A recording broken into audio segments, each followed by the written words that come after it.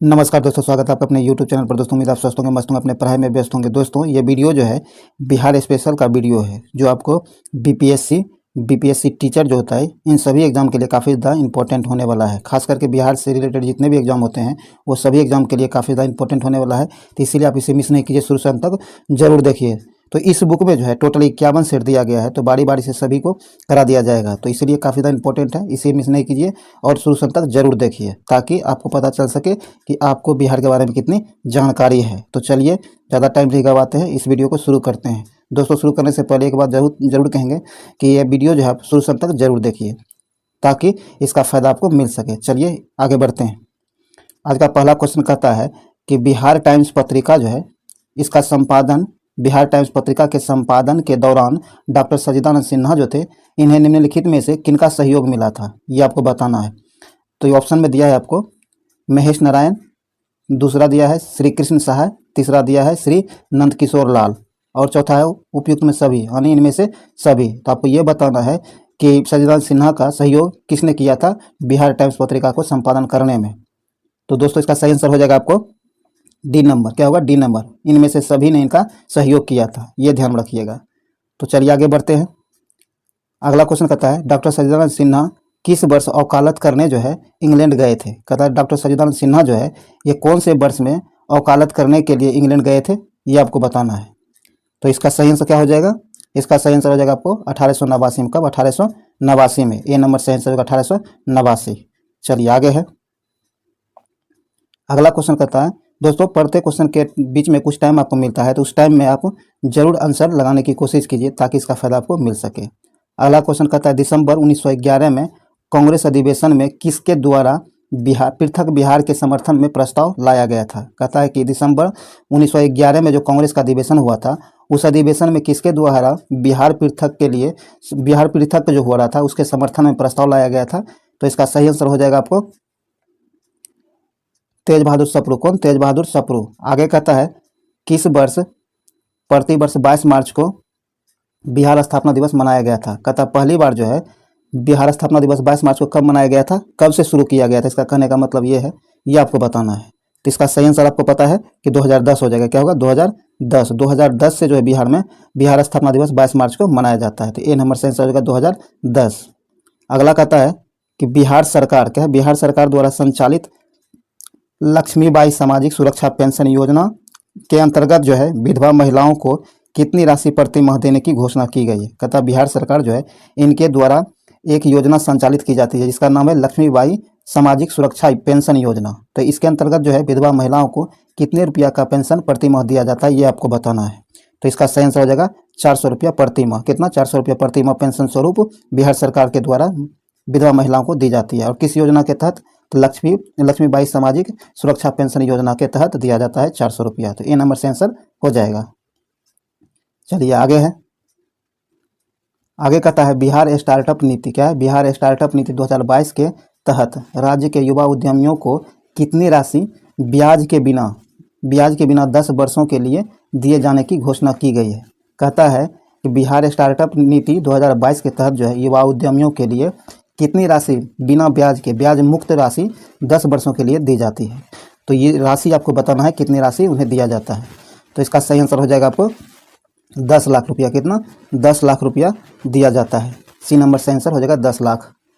कहता है बिहार के किस व्यक्ति को देश में ऑपरेशन मैन के नाम से जाना जाता है। कहता है बिहार के वो कौन से व्यक्ति हैं जिन्हें देश में ऑपरेशन मैन के नाम से जाना जाता है, ऑपरेशन मैन के नाम से, ये आपको बताना है।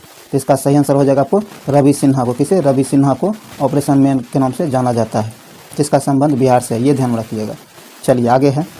आगे कहता है कि बिहार सरकार द्वारा 100% साक्षरता प्राप्ति का लक्ष्य कब तक रखा गया है। कहता है बिहार सरकार जो है 100% साक्षरता प्राप्त करने के लिए कब तक लक्ष्य रखा है। तो इसका सही आंसर क्या हो जाएगा? इसका सही आंसर हो जाएगा आपको दोस्तों 2030 तक। कब? 2030 तक में बिहार सरकार ने यह लक्ष्य निर्धारित किया है कि 100% साक्षरता दर हासिल कर लेंगे। ये लक्ष्य मान के चल रहा है बिहार सरकार। यहाँ सी नंबर सही होगा 2030 तक। दोस्तों ये वीडियो शुरू से अंत तक जरूर देखिए। अगर ये वीडियो आपके लिए यूजफुल लगता है तो इसे आप लाइक कर दीजिए, शेयर कर दीजिए, अपने दोस्तों के साथ शेयर जरूर कीजिए, ताकि मैक्सिमम लोगों तक पहुँच सके और इसका फ़ायदा मैक्सिमम लोग उठा सके। और इस चैनल पर आप नए हैं तो इस चैनल को सब्सक्राइब नहीं किया तो सब्सक्राइब करके घंटी जरूर दबा लीजिए, ताकि आने वाले वीडियो का नोटिफिकेशन आपको मिल सके और आप इसका लाभ उठा सकें। खास करके उन सभी को जरूर भेजिए जो बीपीएससी और बीपीएससी टीचर की तैयारी कर रहा है, उनके लिए तो रामबाण ये वीडियो होने वाला है। तो चलिए आगे बढ़ते हैं हम लोग। आगे कहता है कौटिल्य ने अपनी पुस्तक में कितनी बार दासों का उल्लेख किया है। कहता है कौटिल्य जो है, इन्होंने अपनी पुस्तक में कितने प्रकार के दासों का उल्लेख किया, कितने प्रकार के दास का, ये आपको बताना है। तो इसका सही आंसर हो जाएगा 9 प्रकार के दासों का जो है उल्लेख कौटिल्य ने अपने पुस्तकों में किया है। सी नंबर सेंस होगा 9 प्रकार का। आगे कहता है कर्नाट वंश कर्नाट वंश के किस शासक ने कर्नाटकुलम भूषण उपाधि धारण की है। कहता है कर्नाट वंश जो है, कर्नाट वंश के वह कौन से शासक हैं जिन्होंने कर्नाटकुलम भूषण की उपाधि धारण की थी। तो इसका सही आंसर आपको हो जाएगा नान्यदेव। कौन? नान्यदेव। ए नंबर से आंसर हो जाएगा। कर्नाट वंश के शासक नान्यदेव ने अपने आप को कर्नाटकुलम भूषण से उपाधि से सम्मानित किया था खुद को। ए नंबर से आंसर हो जाएगा। आगे कहता है बिहार के मिथिला क्षेत्र में किसके शासनकाल में पंजी प्रबंध का विकास हुआ था। तो पंजी प्रबंध का विकास जो मिथिला क्षेत्र में हुआ था, ये किसके शासन में हुआ था। तो इसका सही आंसर हो जाएगा आपको हरि सिंह देव के शासन में। किसके? हरि सिंह देव के शासन में हुआ था। तो यहाँ ए नंबर से आंसर हो जाएगा। चलिए आगे है। आगे कहता है दोस्तों कि बिहार में सैनिक अभियान आयोजित कर बिहार को दिल्ली सल्तनत के अधीन करने वाला प्रथम शासक कौन था। कहता वह शासक कौन है जिन्होंने बिहार पर सैनिक अभियान चला करके दिल्ली सल्तनत में मिला लिया था, ये उसका नाम आपको बताना है। तो यहाँ आपको इल्तुतमिश उसका नाम हो जाएगा। क्या होगा? इल्तुतमिश ने प्रथम बार बिहार पर सैन्य अभियान करके दिल्ली सल्तनत में मिला लिया था। तो यहाँ बी नंबर सेंस होगा इल्तुतमिश। आगे कहता किस शासक के संबंध में, कहता वह कौन से शासक हैं जिसके संबंध में कानूनगो द्वारा कहा गया है कि वह बाहर से मुस्लिम तथा अंदर से हिंदू था। क्या? बाहर से मुस्लिम तथा अंदर से हिंदू था। किस शासक के बारे में कानूनगो द्वारा यह शब्द का प्रयोग किया गया था। तो वे शासक थे आपको शेरशाह। कौन? शेरशाह सूरी के बारे में कानूनगो द्वारा कहा गया था कि वह जो है बाहर से सिर्फ बाहर से मुस्लिम है पर अंदर से वह हिंदू ही है। ये शेरशाह सूरी के बारे में कानूनगो द्वारा कहा गया था, ये ध्यान में रखिएगा।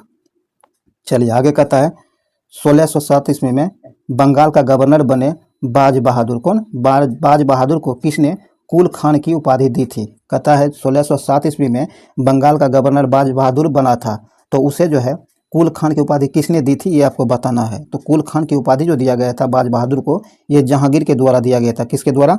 जहांगीर के द्वारा दिया गया था। ए नंबर से आंसर होगा जहांगीर। चलिए आगे है। आगे कहता है किस शासक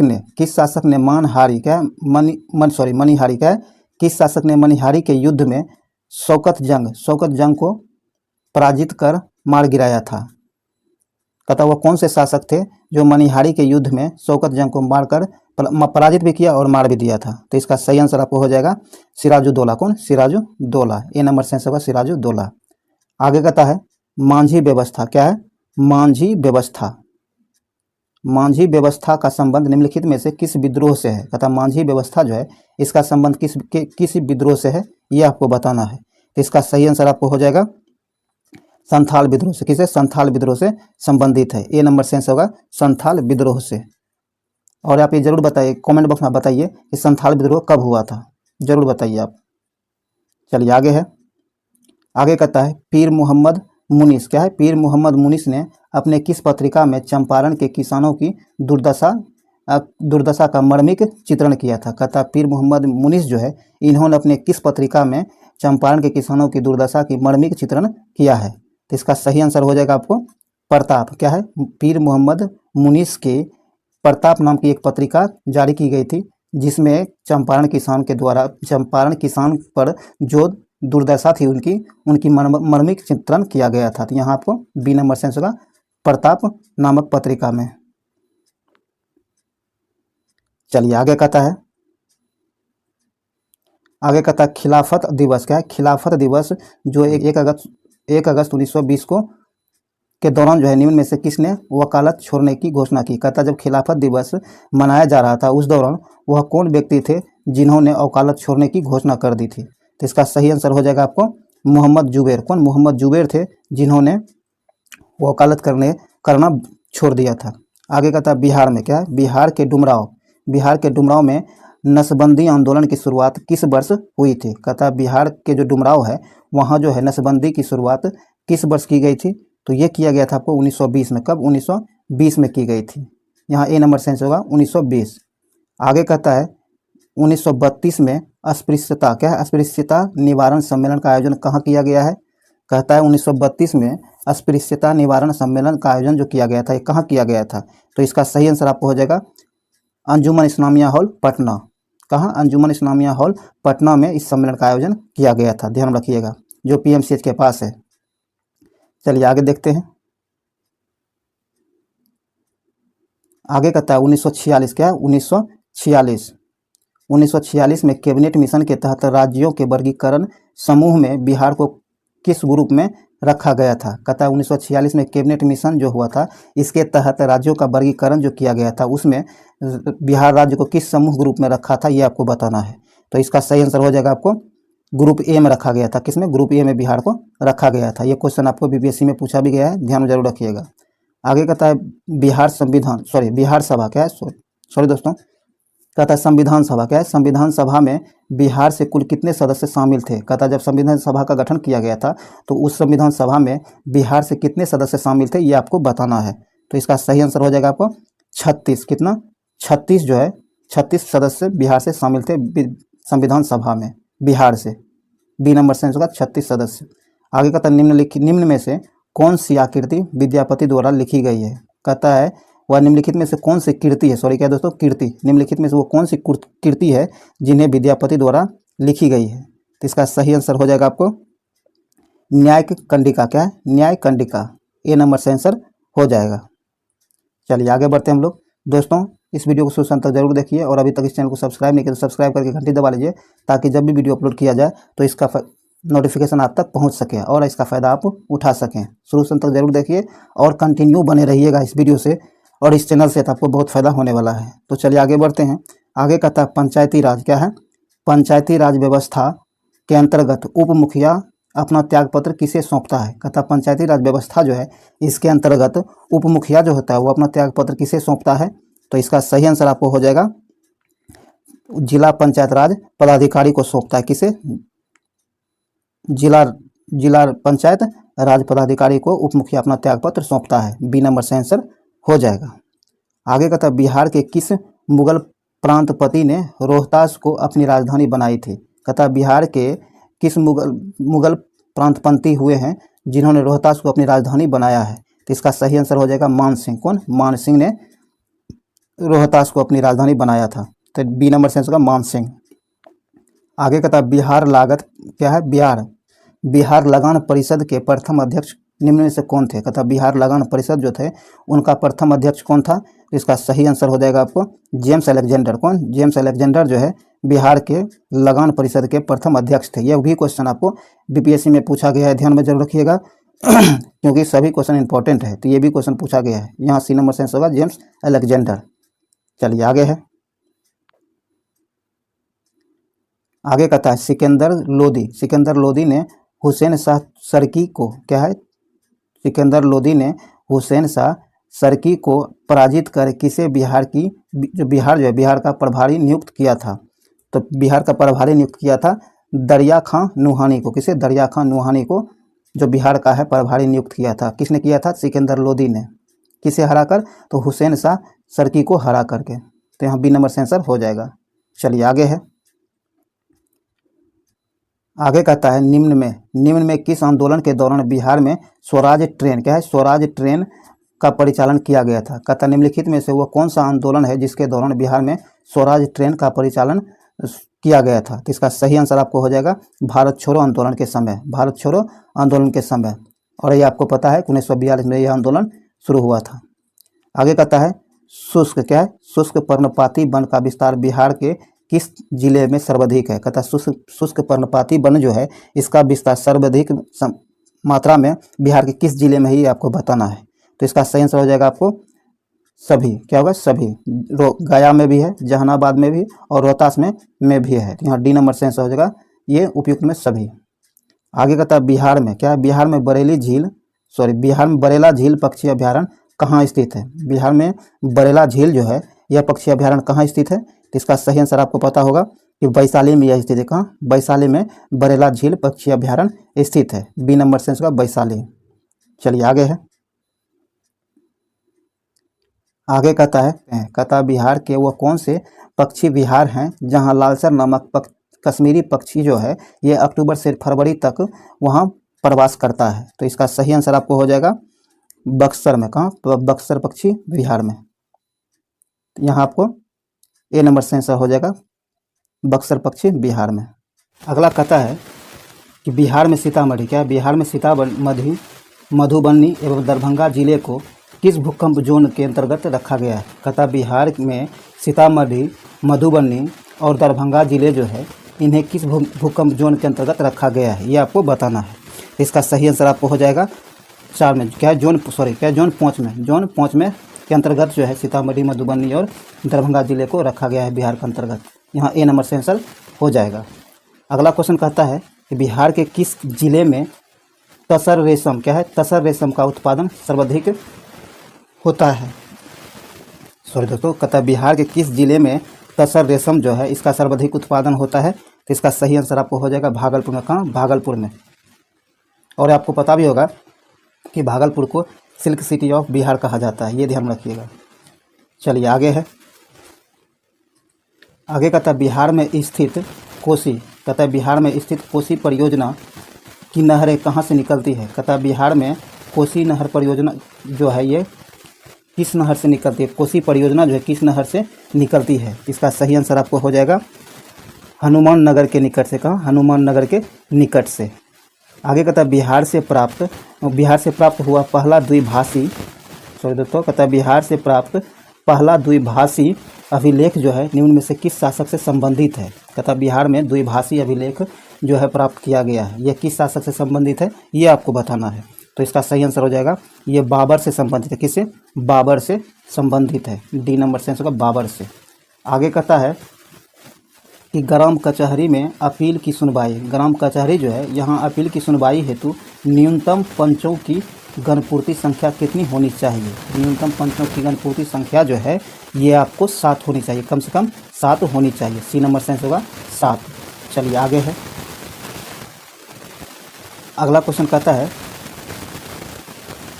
कि बिहार के किस क्षेत्र में लेटेराइट मिट्टी सर्वाधिक पाई जाती है। कहता है बिहार का वह कौन सा क्षेत्र है जिस क्षेत्र में लेटेराइट मिट्टी सर्वाधिक मात्रा में पाई जाती है।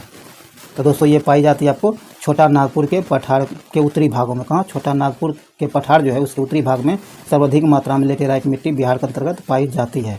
यहाँ ए नंबर से आंसर हो जाएगा। चलिए आगे है, आगे का था मध्यकाल में बिहार शरीफ जो था ये प्रसिद्ध था। मध्यकाल में बिहार शरीफ जो है, बिहार का बिहार शरीफ ये किस लिए प्रसिद्ध था ये आपको बताना है, खास करके मध्यकाल में। तो इसका सही आंसर आपको हो जाएगा प्रांतीय शासन केंद्र के रूप में प्रचलित था। बी नंबर से आंसर हो जाएगा। आगे कहता है बिहार सरकार द्वारा किस वर्ष पर्यटन को उद्योग का दर्जा दिया गया है। कहता है कि बिहार सरकार जो है इन्होंने पर्यटन को उद्योग का दर्जा दिया है। तो ये बिहार सरकार द्वारा किस वर्ष यह दर्जा दिया गया था ये आपको बताना है। तो यह दर्जा बिहार सरकार के द्वारा 1987 में दिया गया था। कब, 1987 में दिया गया था। ए नंबर से आंसर हो जाएगा। चलिए आगे कहता है निम्न में से किस फिरंगिया, कहता है निम्न में से किसे फिरंगिया संगीत के रचयिता के रूप में जाना जाता है। ये फिरंगिया संगीत जो है इसके रचयिता के रूप में से किसे जाना जाता है, रूप में फिरंगिया संगीत के रचयिता के रूप में किसे जाना जाता है ये आपको बताना है। तो इसका सही आंसर हो जाएगा आपको मनोरंजन प्रसाद सिन्हा को। किसे, मनोरंजन प्रसाद सिन्हा जो है इन्हें फिरंगिया संगीत के रचयिता के रूप में जाना जाता है। बी नंबर से आंसर हो जाएगा मनोरंजन प्रसाद सिन्हा। चलिए आगे है, आगे कहता है सूची 1 को सूची 2 से मिलान करिए। एक तरफ जो है योजनाएं दी गई, नीति दी गई बिहार सरकार की, और दूसरी तरफ वर्ष दिया गया है कि किस वर्ष शुरू किया गया है। तो ये आपको बताना है। तो इसका सही आंसर क्या होगा आप पहले देख लीजिए कि बिहार स्टार्टअप नीति जो है, बिहार स्टार्टअप नीति। तो बिहार स्टार्टअप नीति सबसे पहले जो है आपको ये कब लाया गया था। तो बिहार स्टार्टअप नीति आपको 2022 में शुरू किया गया। कब, 2022 में शुरू किया गया था। आपको 1 मिल जाएगा डी से। किससे, डी से। और बिहार कृषि निवेश प्रोत्साहन नीति, यह जो है यह शुरू किया गया था आपको 2000 में। कब? 2020 में। तो यहाँ 1 से मिल जाएगा। उसके बाद ऑक्सीजन उत्पादन प्रोत्साहन नीति, यह शुरू किया गया है आपको 2008 में। कब? 2008 में, सॉरी 2021 में। कब? 2021 में किया गया है। ये आपको 20 से मिल जाएगा। और बाकी कृषि रोड मैप आपको 2008 से मिल जाएगा। तो यहाँ आपको यहाँ से आंसर आपको हो जाएगा सी नंबर। क्या होगा? सी नंबर से आंसर हो जाएगा। इस तरह देखिए 4 क्वेश्चन इससे आपको बन रहा है, तो इसे जरूर नोट कर लीजिएगा। चलिए आगे कहता है सविनय अवज्ञा आंदोलन, सविनय अवज्ञा आंदोलन जो है, सविनय अवज्ञा आंदोलन के दौरान हजारीबाग जेल से किस हस्तलिखित मासिक पत्रिका का प्रकाशन होता था? कहता है सविनय अवज्ञा आंदोलन जो चल रहा था उस दौरान हजारीबाग जेल से किस हस्तलिखित, हाथ से लिखे हुए मासिक पत्रिका का प्रकाशन हो रहा था, ये आपको बताना है। तो इसका सही आंसर हो जाएगा बंदी कैदी के नाम से एक पत्रिका जारी की जाती थी। ए नंबर से आंसर होगा बंदी कैदी। और ध्यान रखिएगा कहाँ से? हजारीबाग जेल से। आगे कहता है निम्न में कौन बिहार सरकार की महत्वाकांक्षी योजना 7 निश्चय पार्ट 2 के अंतर्गत शामिल नहीं है? आपको पता है कि बिहार सरकार के द्वारा महत्वाकांक्षी योजना 7 निश्चय शुरू की गई है। तो इसका पार्ट 1 तो चल गया था, शुरू हुआ था, और अभी वर्तमान में पार्ट 2 चल रहा है, 7 निश्चय पार्ट 2। इसे जो है मुख्यमंत्री द्वारा काफ़ी वरीयता दी जा रही है। तो इसके अंतर्गत आपको ये बताना है कि निम्न में से कौन शामिल नहीं है, ये आपको बताना है। तो यहाँ जो आपको बता, बाल विकास राज्य विकास, क्या है? बाल विकास राज्य विकास, यह है आपको 7 निश्चय पार्ट 2 में शामिल नहीं है। बाकी सशक्त महिला, सक्षम महिला शामिल है, सुलभ संपर्कता यह भी शामिल है, और स्वच्छ गांव समृद्ध गांव यह भी शामिल है, लेकिन डी नंबर शामिल नहीं है, ये ध्यान रखिएगा। तो आपका आंसर डी हो जाएगा। चलिए आगे है, आगे कहता है बिहार सरकार द्वारा संचालित मिशन 5.0 का संबंध किससे है? इसका संबंध जो है आपको वृक्षारोपण से, किससे? वृक्षारोपण से। ए नंबर से आंसर वृक्षारोपण से। आगे है वाल्मीकि रामायण, क्या है? वाल्मीकि रामायण में बक्सर क्षेत्र के लिए किस शब्द का प्रयोग किया गया? कहता है वाल्मीकि द्वारा रचित रामायण जो है उसमें बक्सर क्षेत्र के लिए किस शब्द का प्रयोग किया गया, ये आपको बताना है। तो इसका सही आंसर क्या होगा? इसका सही आंसर हो जाएगा मलंद और करुणा। क्या है? मलंद और करुणा, ये दोनों शब्द जो है वाल्मीकि के रामायण में वाल्मीकि द्वारा प्रयुक्त किया गया था बक्सर क्षेत्र के लिए। तो यहाँ डी नंबर से आंसर हो जाएगा। ए और बी दोनों, मलंद और करुणा, ये दोनों शब्द का प्रयोग बक्सर के लिए किया गया था। यहाँ डी नंबर से आंसर हो जाएगा। चलिए आगे है, आगे कहता है निम्न में कौन सा जिला धारवाड़ भू-स्तरीय संरचना वाली नहीं है? कहता है निम्नलिखित में से वो कौन सा जिला है जो धारवाड़ भू-स्तरीय संरचना वाली नहीं है?